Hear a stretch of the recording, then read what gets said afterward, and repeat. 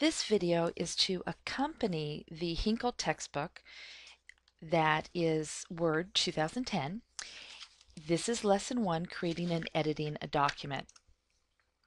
In this particular chapter, you will be exposed to starting Word, being able to input text, being able to save and name a document, and be able to open an existing document. Many of the assignments that you'll be working with in this textbook will be documents that already exist, and once again, those documents can be found in two different areas, either on the tech support website. I will also put zipped files each week in the content area of D2L.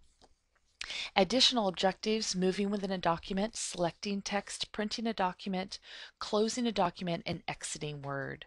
So we're going to start off with just simply identifying all the parts of the Word screen. You need to be, whether you're in 2007 or 2010, there's some definite similarities. And there are some very subtle differences. And I want you to be able to be comfortable in whatever environment you're in. But remembering that we use this word processing environment to create letters, memos, reports, text-oriented documents. In 2010, one of the things that's different is you will have this background, which is the file drop-down menu, and we'll be talking about that. Previously, in 2007, it's the Office button. When we start Word, in the lower left-hand corner, you're going to look for your Start button and then go to All Programs, find your Microsoft Office, and then Word 2010.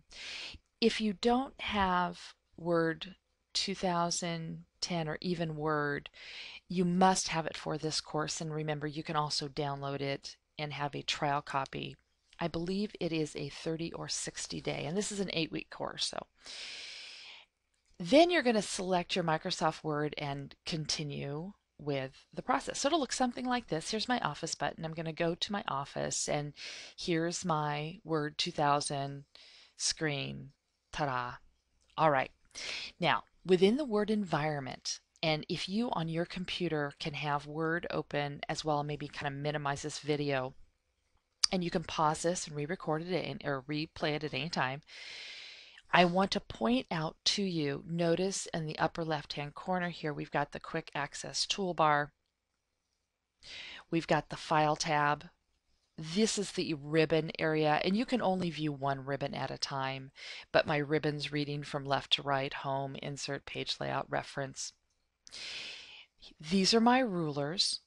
If for some reason your rulers are not displayed, the icon right over here will turn them on and off, as will view. When we talk about a group, or when I refer to a group, this would be a group on our ribbon. These would be individual commands within that group. So for example, this would be my font group. On the right-hand corner, you'll see that little arrow. That is actually the group launcher, and it will provide other options for you, and we'll be getting to that down the road as well. This is your text area. Down here are your status bar, your view buttons, different types of views available, our zoom control. Normally you want to keep it at 100%, but there are times in which you may want to zoom in or zoom out. This is our vertical scroll versus our horizontal scroll would be at the bottom. And of course, this is your title bar, which will display your document name at any particular moment in time. In this particular window, you can see I haven't named my document, so the default name would be document 1 or document 2, etc. When we talk about a ribbon, it's the tabs and groups of related commands. The number of commands will vary depending on the tabs. Now, at any point in time, you can also minimize this ribbon to hide the commands, but that's frustrating to some. So you want to be careful. I always keep my ribbons displayed unless I need more text space. All right.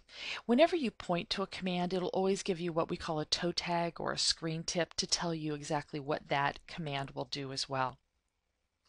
The quick access toolbar up at the top is very handy, and on this you're going to find your create a new document, save, assuming the same file name, undo, and redo. And this will, these commands show up by default. And whenever I use the term default, that just means automatically. The File tab or the backdrop or the back screen contains your save as, open, and here's your commands and options. We call that the backstage. In keying tips, the Alt key here, okay, will give you lettered and numbered squeakness. This will execute certain commands. So if you press the Alt key, you'll get these little squares to execute the commands as well. Those would be keyboard commands. When I lecture and I used to teach high schoolers, one of the things I used to love to do is there would always be an applications exam. And so they would come and take their exam on Word or Excel. But what I would do is remove the mice. So when they arrived at the exam, they would have to do everything keyboard oriented. And it's so important that students learn to do that. But this is just a little key tip. Now, keying and editing text. You always want to simply click your insertion where you want the insertion to start. And you can do that anywhere in your document. By default, it will start at the top. Remember that if you display your formatting characters with the show and hide icon, which is displayed right down here, it will display every non-printing character. So dots for spaces, paragraph marks, etc. And this can be very handy. When I grade your work, I actually use that. Remember that word wrap is automatic, so as you begin to type and you continue, it will automatically wrap the paragraphs for you. No need to press hard return at the end of the line unless you want to force a paragraph. And it will also correct your spelling errors. Now, it'll only correct your spelling errors if it recognizes it, and it will only correct your spelling errors, but not necessarily what we call homophones. So I want to go over there, THERE, versus it belongs to their home, THEIR. It wouldn't catch grammatical errors such as that.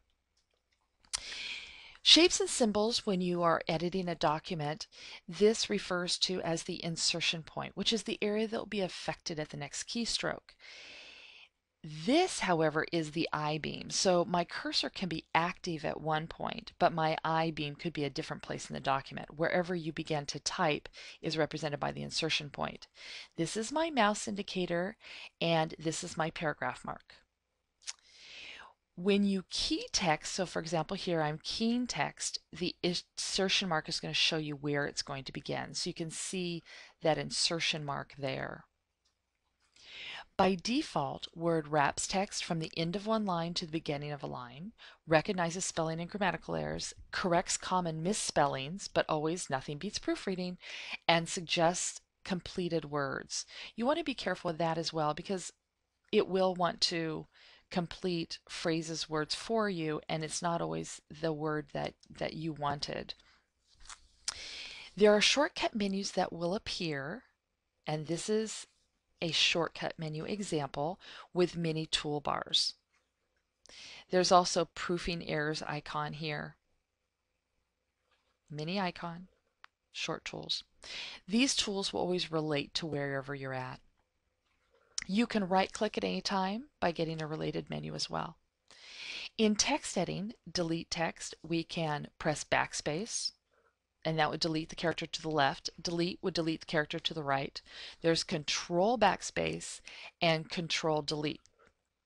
You can also insert text by using the insert mode and the overtype mode. If you can find on your keyboard, you'll have an insert key. You've got to be careful when you press that because you will get in the type over mode. That does not show at the bottom when you're in type by default. So you can go to your status bar and turn that on. Going back to the delete text, on page 10 of your book, you can see that the delete versus control delete would be the entire word. So for example, delete is going to delete the character to the right, but control delete would delete the word to the right of the insertion point. And same thing with backspace. Backspace to character to the left, control backspace is going to do that whole word. So being aware of that. If you're following along in your book, I'm now continuing to about page 12. We talk about editing documents 11 and 12. And in the examples in the book, as you open these, you really want to practice deleting and editing and using backspace. On page 13, it'll talk about naming and saving a file. Now, there's certain things that you don't want to do when you name a file. You have up to 255 characters and you can use spaces. So, for example, if I was working on my resume, I might call it Resume Heidi Fuller 2010 very comfortably. But there are characters we don't use: forward slashes, backslashes, greater than, less than, carets, stars, question marks, brackets, things like that I would avoid. Save as versus save. Save as is the first time you name a document, or if you want to save an existing document with a different name. So if I'm working on my resume, but I want to do a special resume just for a secretarial job, I might have my resume in front of me. It's called Resume Heidi Fuller 2010, and I may want to save a copy. And so now I'll use Save As and call this Secretarial Resume 2010 Heidi Fuller. Okay? Versus save, you're keeping the name and you're just updating the document. When you're looking at a window of save, and by the time you start working through this part of the tutorial, you're going to be on page 14. And in this window here, things you want to pay attention to: where are you saving it? What are you calling it? And what type are you saving it as? You want to make sure to save everything on your USB stick or location where you know you can easily retrieve it at a later date. So in the Save As dialog box, we're going to have the drive and the folder. And in that area, we could always create a new folder. So if you want to keep very, very organized, you may want to create a new folder for CISA 305 and Lesson 1 documents. Then we could create that new folder.